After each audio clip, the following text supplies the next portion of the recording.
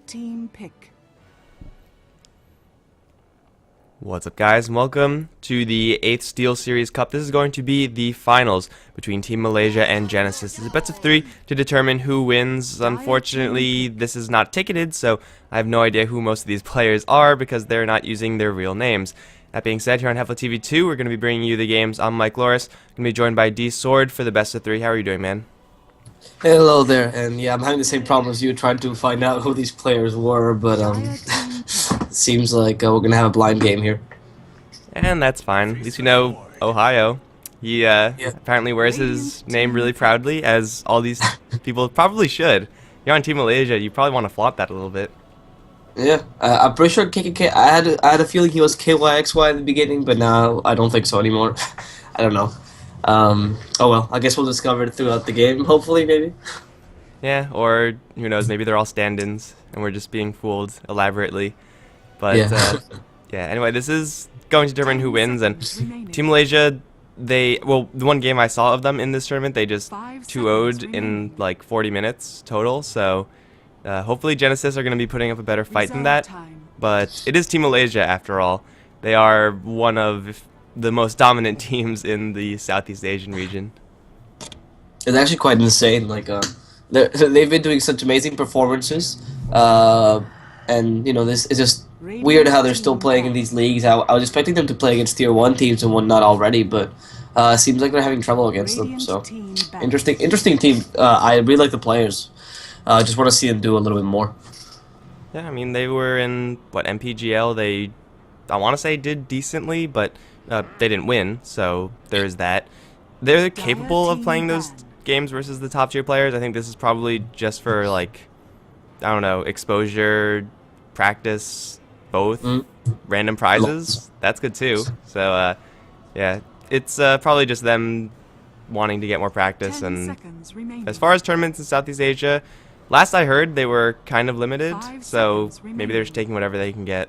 But we have a draft right now. We got Death Prophet Faceless Void for Team Malaysia, so a lot of team fighting already, and Ogre Magi Invoker going to be the first picks for Genysis. A rather early pick of that Invoker. Yeah, the Invoker's interesting. I think it's played a lot in the Southeast Asia region. He's still like a very dominant Invoker, especially the Quas Exort. I want to see more Quas Wex, but that's not going to be the case. But the interesting thing here, I think, is the Witch Doctor Faceless Void combo coming out again. Wow, they're actually picking really quickly. Another quick draft by Team Malaysia, but yeah, I mean, the team fight in Team Malaysia is quite impressive as opposed to Genysis, who is still just picking really good heroes in general, but I don't see as much synergy between them. Yeah, and you have maybe small amounts of Sunstrike set up with Ogre Magi, Centaur, War Runner. Aside from that, I don't really know where it's going until you pick up an Omni Knight, in which case I still don't really know where it's going, but we get to see an Omni Knight. This is going to make them have 3 melee heroes, which is always a little bit interesting to say. Interesting to see. Yeah, it's early. Omni Knight as the pick usually is getting a little bit more farm, but I don't really know if there's room for an Omni Knight core in this draft. If he is an Omni Knight support, that'll be 2 melee supports, which is definitely not a good thing to see either. So I really don't know what Genysis is planning to do. He has the combo with the Omni Knight Centaur Warner, I guess. That's pretty good, I suppose. But for now, Team Malaysia definitely seems like they know what they're doing a little better, which might be why they're picking so quickly. Yeah, they have Chronosphere. They have things to put damage into the Chronosphere. Ember Spirit, worst case scenario is you accidentally get caught in the Chronosphere with your shield up.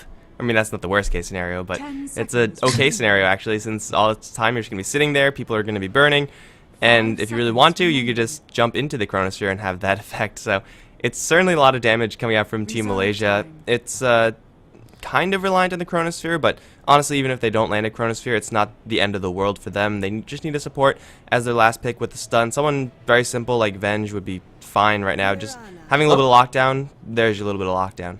Mirana, I actually think it's pretty good. They can set up pretty decently with a Chrono, or the slow from Time Walk is actually easy to land an arrow. The Searing Chains as well, and obviously Paralyzing Cask is decent, I guess, to set up an arrow. I don't mind the Mirana pick, especially as a support. I really like seeing Mirana support, so I like it. Also, they can start setting up kills maybe in the beginning with the Witch Doctor if he goes for the Maledict build. That's a lot of damage coming out from him, so there's that chance.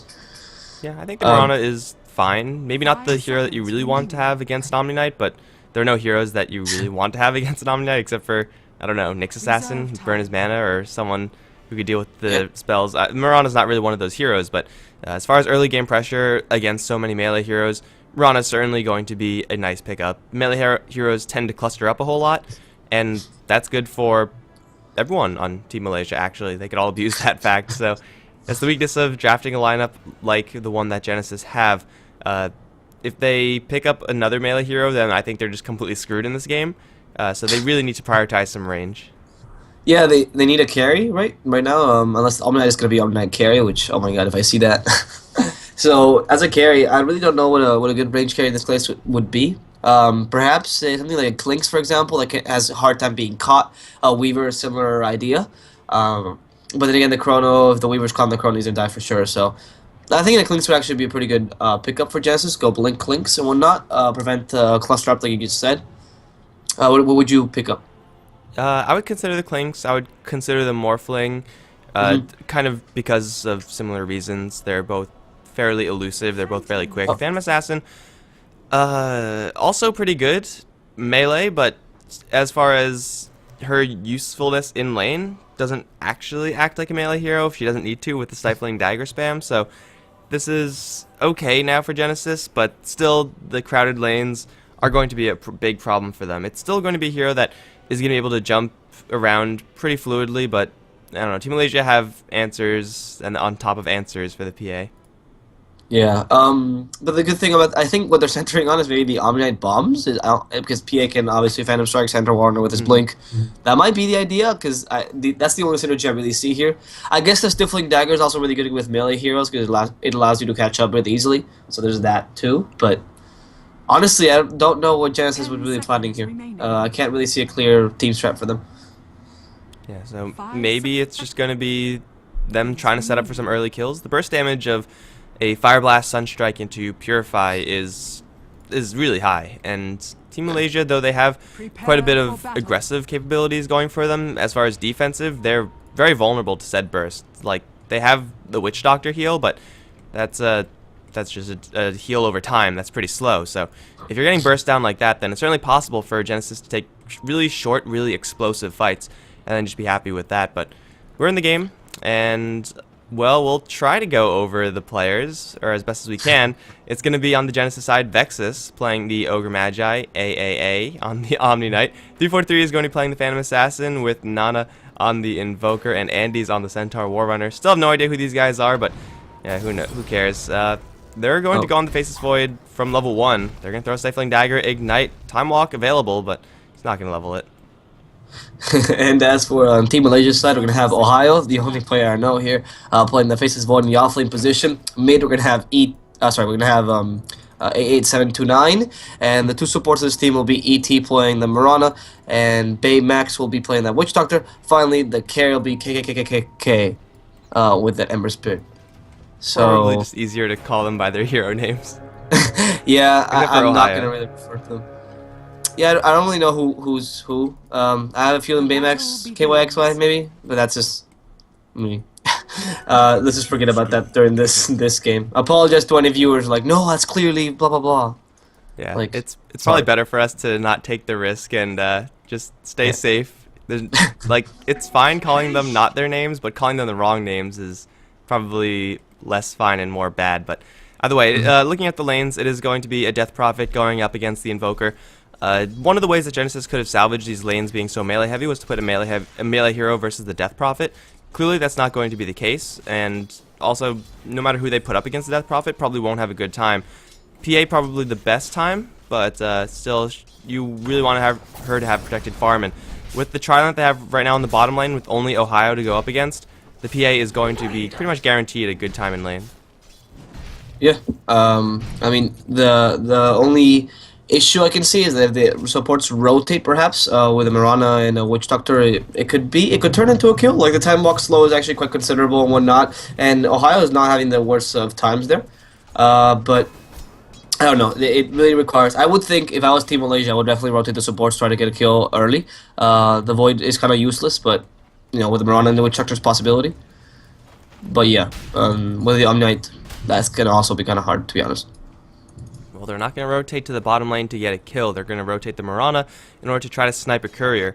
Unfortunately for her, Invoker is nowhere close to anything resembling a bottle. He's 500 gold away, and I don't even know if he's going to be going for a bottle in this game. It's not exactly a standard build for Invokers because they generally don't need that much regeneration. Their spamming of skills is restricted to pretty much just Sunstrikes. Andy on top lane, though, is going to get set up upon Cask into chains and then an arrow to steal the kill. ET is going to draw first blood towards top, and Centaur Warrunner doesn't exactly have that time walk to get out from that, and that's going to be first blood. Yep, that was a pretty simple first blood, actually. The arrow from the Mirana, even though she was trying to snipe a courier, pretty well used, actually. And that's a really good start for Team Malaysia, I would say. Getting an early kill on the Centaur, slowing down his Blink Dagger and whatnot, while the Void is actually getting a pretty, decent experience and whatnot. Yeah, I think it's good. Level 2 on the Void, but over towards mid. Oh man, I'm gonna... It's early, guys. That's my excuse. Arrow hit, thrown, arrow landed onto the Invoker, and, well, that's going to be another kill, but bottom lane, Ohio, dropping very low to the Ogre Magi is going to be just fine, but the Death Prophet matchup versus Invoker is already going to be pretty good in favor of the Death Prophet. Getting a kill and getting some assistance from the Mirana is just going to add so much pain to that lane, and, well, you said they probably would benefit from roaming down to the bottom lane and getting kills with the 2 supports. They probably don't even need the 2 supports since ET is clearly capable of landing arrows by himself, and you're locking down top and mid. That's good enough.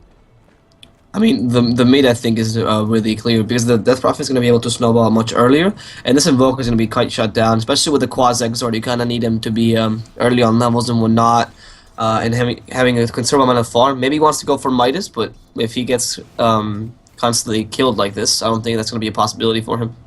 Midas is always an item that you kind of want to have on your Invokers, just because he's so reliant on levels.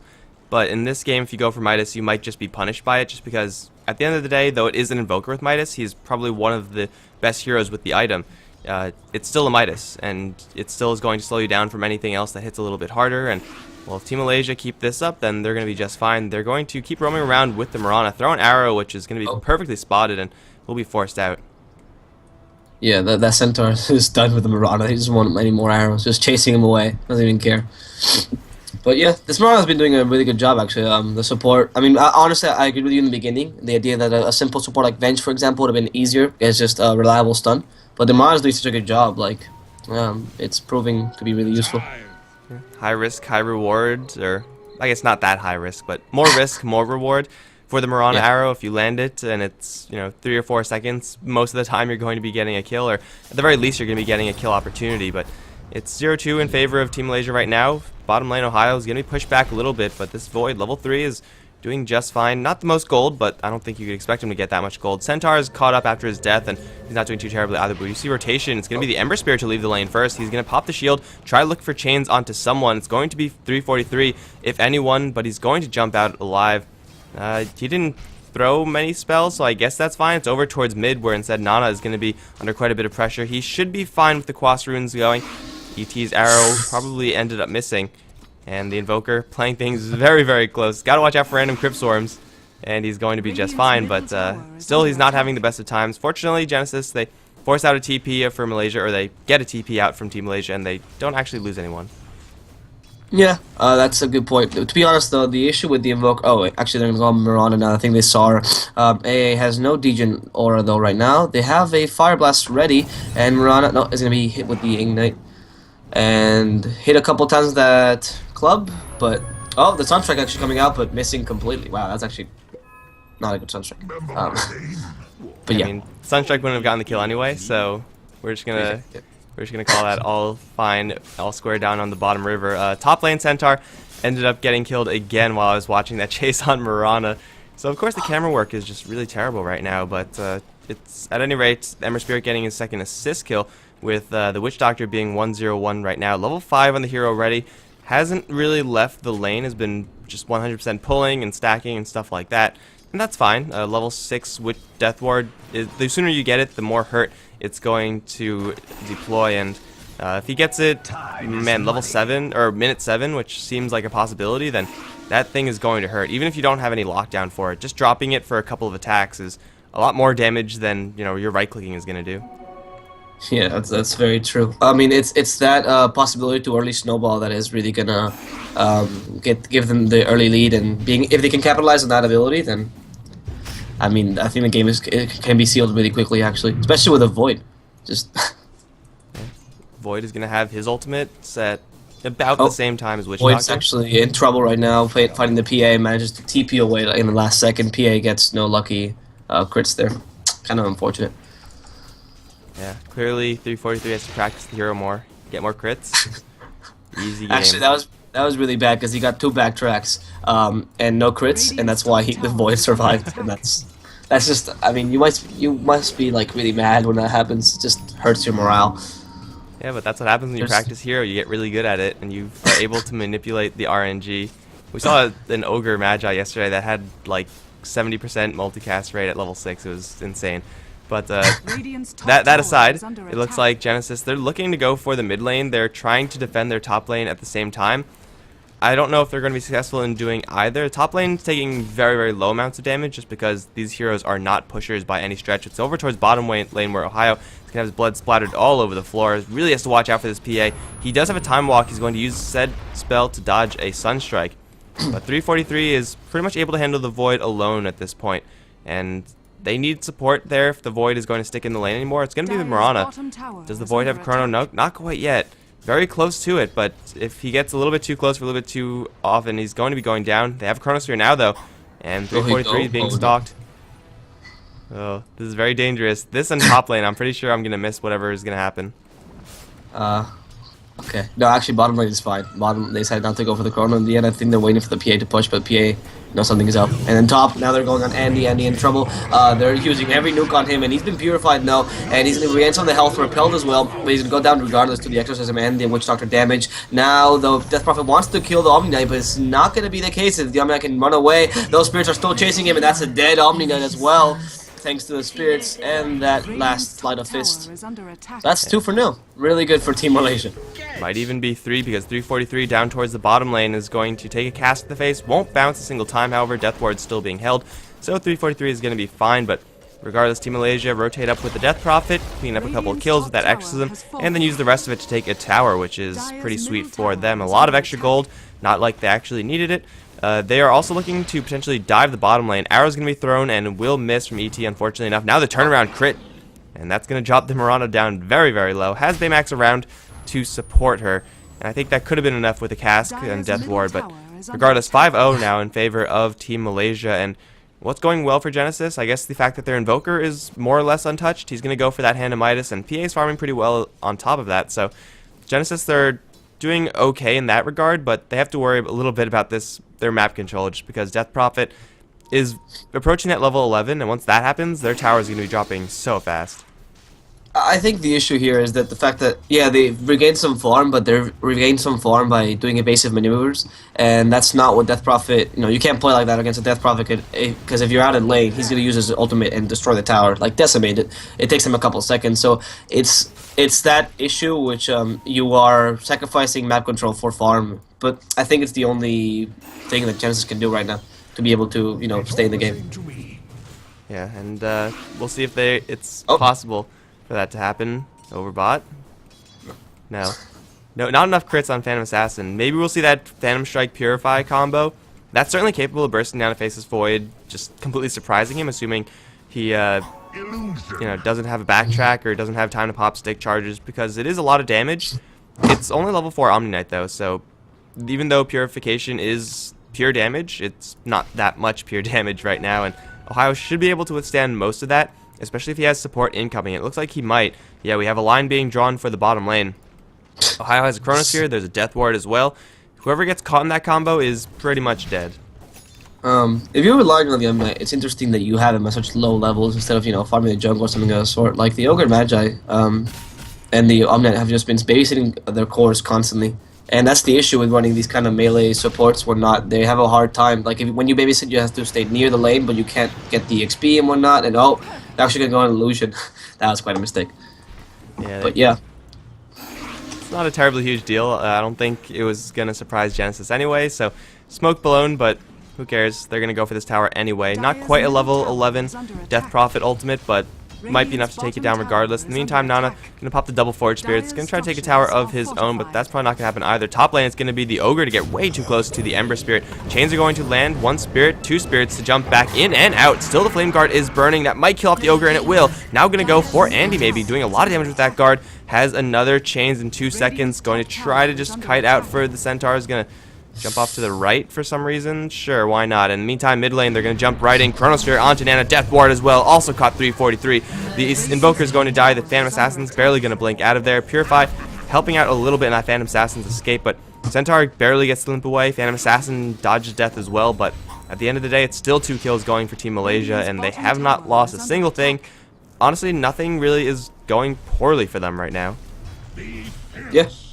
It's just, I mean, they haven't lost it. Well, actually, 343 is no, they haven't lost a single hero yet. So, I mean, how powerful the arrow's gonna hit 343. 343 is being hit by the Purify, but that's not gonna be enough to save him. Maybe he has the blinks right now. Nope, gonna be destroyed. AA as well, being decimated by this team, and now they're going for Vexus, the last guy alive. Can KKK finish him off? He has no chains right now. They're running after him. He's been silenced. He can't do anything anymore. They're gonna hit him with the arrow. No, actually, the final hit from the Witch Doctor, enough to finish him off. Almost juked him. You are not good, Yeah, gotta give that kill to the Witch Doctor, man. You need your Aghanim Scepter up real fast. Now 10-0 in favor of Team Malaysia, and this is looking to be pretty out of hand for Genysis. Their ability to fight right now is pretty much, as I said before, isolated in small, really short bursts of team fighting where they get a kill and then back off with the Sunstrike combo. Haven't seen a single Sunstrike land, I don't believe, so obviously you're not going to be getting kills with the Sunstrike combo if you can't land a Sunstrike. Without that pure damage, Team Malaysia are not, they don't have to worry about anything. Like, they actually do not have to worry about a single hero. Maybe the Forge Spirits are going to be the most deadly thing on Genysis, and that is not in a situation where you ever want to be in. Yeah, when your units are more powerful than your heroes, that's definitely bad. But you're right, Nana has not been having the best days for the Sunstrikes. Also, talk about the Witch Doctor Aghanims you mentioned. He's halfway through it. In fact, he has only missing 2 components now, 2,000 gold. And, I mean, it's a support, but, I mean, 25 minutes in, maybe he's going to have an Aghanims? That's huge. Yeah, and when you have a score like 4-0 and 2, it's going to be pretty easy to pick up that item down the line. Does he actually have the most kills on the team? Yeah, he does. Baymax has been securing kills left and right for his team, mostly from the Ember Spirit, I'm sure, 1-0 and 7 on the hero, so it's a farmed Witch Doctor, and that's probably not ideal for Team Malaysia. They would rather have all that gold on the Ember Spirit, but you know what? That's perfectly fine. They're going to try to go for Ember up towards top, or at the very least try to shove him out of lane, but I don't think Team Malaysia really care because they have their eyes set most likely on Roshan. They have vision now of the area, no sentry coverage, but that's fine because Exorcism makes short work of the big guy.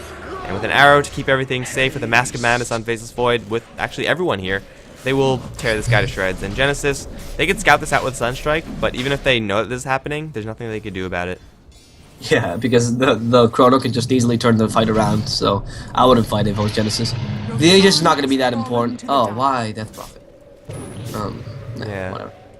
I don't like Death Prophet getting Aegis because she's kind of useful because of Exorcism. If you kill her, the Exorcism dies, so what's the actual point of, having her alive? Yeah, there's the, I guess, Crypt Swarms, but...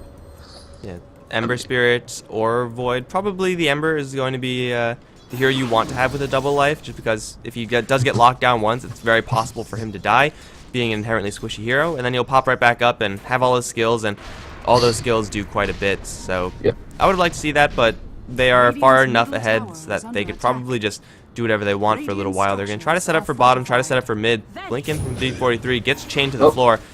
Will get purified and repelled up, or just repelled up, I suppose. Nice crit on the Death Prophet, but they have no ultimate to use here on the Death Prophet, yet they don't really care. They're just going to slow push this all day long. They're buying space for Ohio and ET down the bottom lane. They're zoning out whoever wants to fight there, and this is probably Genesis's best chance to fight, but Centaur is none too healthy, and if they do get into a fist fight right now, it's going to be Malaysia most likely just stunning and trying to back off, losing a hero maybe, but I don't know. It's going to be really tough for them. Yeah, in this situation, what is, like you said, like small skirmishes and finishing them off with Sunstrike, is there anything else they can do if their Sunstrikes aren't landing? Well, if you're going for an Exhort Invoker and your Sunstrikes aren't landing, then it's probably not going to be good times. If they get this book up on the Invoker, then that's certainly going to be helpful. They could start split pushing a lot, but Invoker's going to have to be extremely careful. He needs to always have his Ghost Walk ready, if not outright prepared. So split pushing is probably the next best thing they could do, or just try to buy more time for the Phantom Assassin. Though even if this does get to a late game scenario, a farm Phantom Assassin is not going to be enough to win Genysis the game. They have Guardian Angel, and maybe they have to make a play with that right now, but there aren't many options outside of actually the Blink Dagger on Centaur. That's an option right there. Now they could actually maybe make this Sunstrike land. Yeah, and like you said, the Phantom Assassin late game is not as scary, but if they need some following him, otherwise he's just a useless hero. And maybe the Guard Angel can save him from a possible Chronosphere. Actually, now it's going to go on Andy. No, it's actually going to be the Ember Spirit who's going to be in trouble. But no, actually nothing's gonna happen. The Chrono actually coming from Ohio. Nana is the one caught in it. The Witch Doctor ultimate, everything on this poor Invoker just being able to kill him. Now they're gonna go on 3-4-3, who has no way of escaping except for that Phantom Strike, and he's gonna be able to leave without any issues. Meanwhile, the tower's been taken down mid, and the Ghosts are slowly doing work on the tier 2 tower, but it seems like Death Prophet has other plans. He wants to get the Ogre Magi first, and the Centaur misses his stomp. That's quite bad, because Ohio's going to take this opportunity to kill the Centaur. Next is the poor Omni Knight, who has Repel on him, but not going to do much. They should be able to kill him regardless. There's the Void. He wants to kill really badly, but Veron's going to get it regardless. Team Malaysia, they don't want to beat the enemy, they want to embarrass the enemy. 0-15, not even going for the tower with the exorcism, even though it could have been so easy. Going for those kills was more risky, but man, they got all 4 of them, so I guess that's fine. This is getting a little bit out of hand. There aren't really many games where a team has 0 kills for the majority of the game, and then they come back, so they have quite the mountain to climb right now, and fortunately for them, Team Malaysia, they're going to be backing off because they don't have an exorcism, but there's a BKB and Yule Scepter on this Death Prophet, and killing her off is going to be a real chore.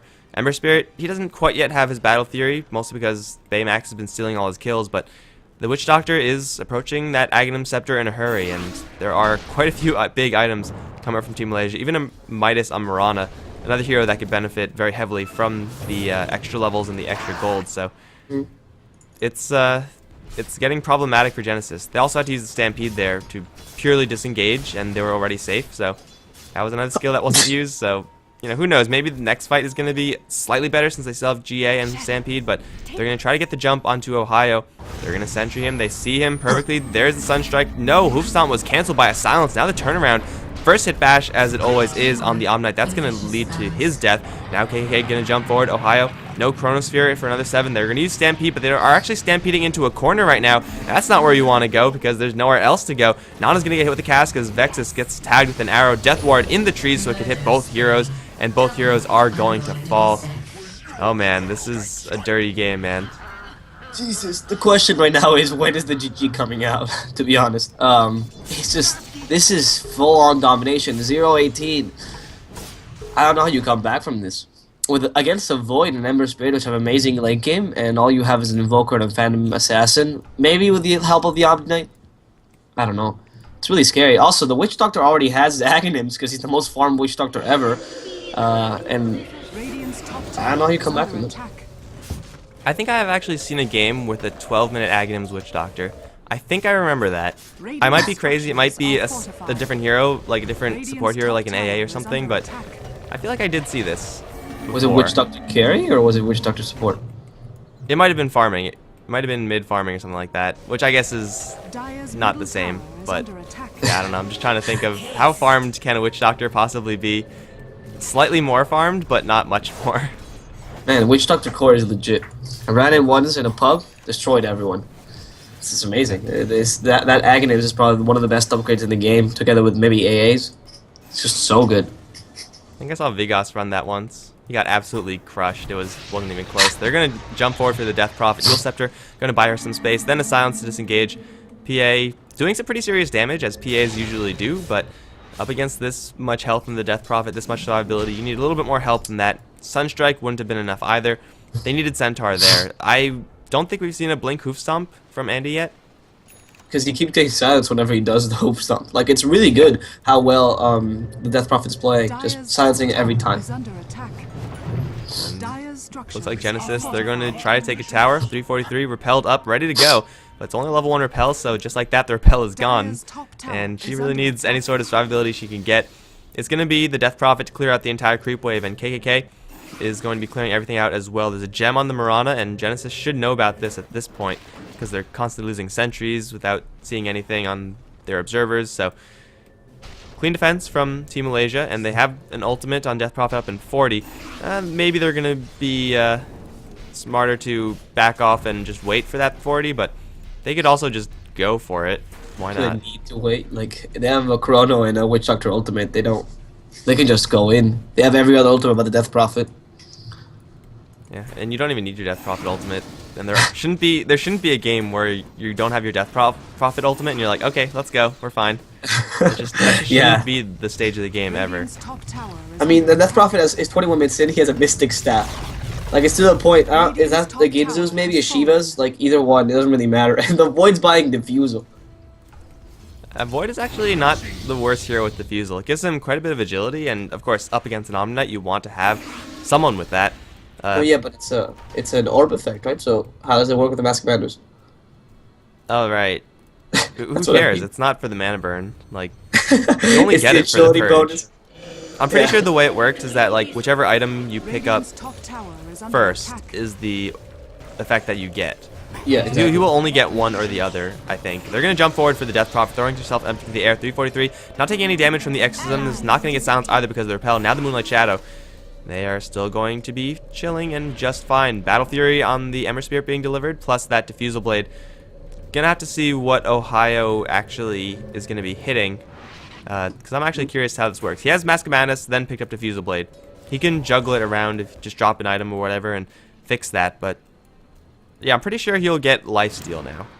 In old Dota, that was called. It was really interesting because whatever item was first in your inventory would be the effect that's triggered. So I think it was called macroing, and you used to get like Desolator and Beyonder and all these other items, and then just like switch them around constantly, so that you would get all the effects. It's really good. Like pro players were able to do this, but Dude, honestly though, screw that shit. Items in Dota 1 were so hard to use because the shortcut default was the numpad, and no one wants to handle the numpad. Baymax is going to get jumped with the hoof stomp, but it won't land once again. Baymax might actually survive. No, not with the meteor coming down. It's one kill for Genysis, but they get caught 3 in the Chronosphere. There's no death ward here. They don't even need one. Andy is going to burn. The Ember Spirit's going to jump very far away, then come back in, slice down the Omni Knight. Now for 343, they're going to go. He's going to take a fall as well. Vexus is going to try TP. Yule Scepter going to make short work of that. First hit bash? No first hit bash onto the Invoker. He gets to live, but 1 for 4?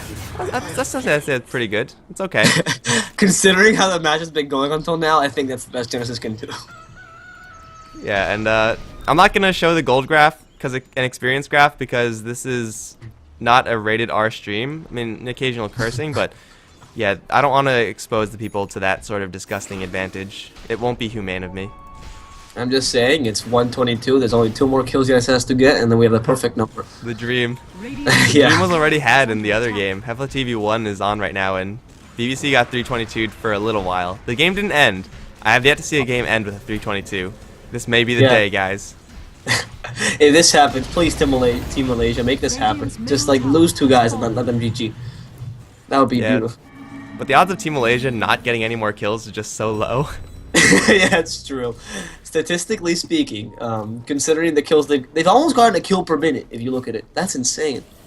Yeah, and I think they're almost at a point where they could, pretty much A move into a fight, and they'll lose that fight, but they will also probably get a kill in the process. Yeah. Like, just stumble upon one. It's like, oh wait, we got a kill. It's a 1 for 5 in favor of Genysis. Comeback time is real.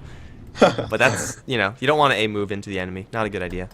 No, obviously not. That's that's never a good idea. But like you said, it's just that the fact that you can do that and still not lose the fight completely should be scary. I don't know what Genysis is really planning. Like they must have a plan. Like they haven't GG'd yet, so clearly they still have some sort of morale, which amazes me actually. They're pretty strong people. So like what the plan is, I don't really know. Get some. They're getting a Battle Fury in the PA, so I guess they want to get some farm with him and then just start hope for the bashes. I mean, for the crits. You could always cross your fingers with the PA, and sometimes it'll work out for you. If they had more repel, I would say that this would be a better strategy. And of course, Omni Knight, he's working as best as he can with what he has. Doesn't really have that much repel yet. We're going to see a jump in. Ember Spirit's going to instead jump for AA. Tagged with an arrow, I believe, and Omni Knight is going to take a fall, so good luck contesting this Roshan. It's once again going to be an Aegis for the Death Prophet.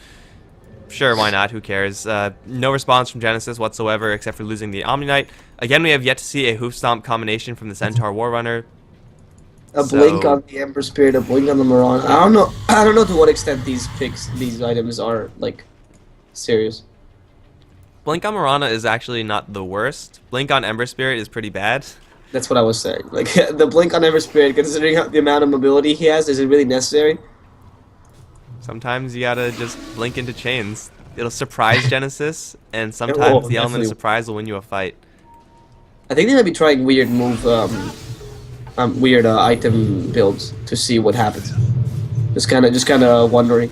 Yeah, but you're 22 kills ahead. Like, this isn't actually trying an item build. Yeah, it's true. He's saying Shiva's guard is here. Like, woo, come around me so we can all blast together. Like, it's come to the point where I'm waiting for the refresher on the Ember Spirit or something. Do you get more spirits if you refresh? You probably don't because of the charge system. No, but his ultimate actually has no cooldown.